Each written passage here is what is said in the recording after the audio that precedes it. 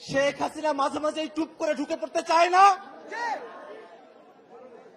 চাপাইয়ের মানুষেরা বলে শেখ হাসিনা ঢুকুক, ওরে ধরে আম গাছে বাইদা রাখা হবে, গণহত্যার বিচার করা হবে।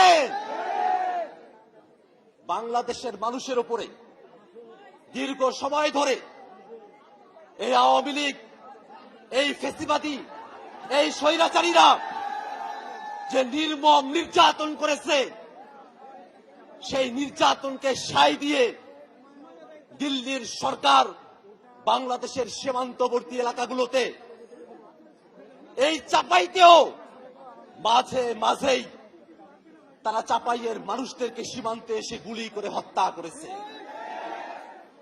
বাংলাদেশের মানুষের লড়াই মানবিক মর্যাদা প্রতিষ্ঠার লড়াই।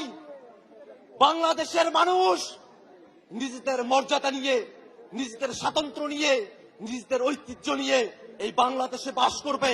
বাংলাদেশের দিকে ওই ভারত, ওই আমেরিকা, ওই চীন আঙ্গুল উঁচিয়ে কথা বলার সাহস করবে না।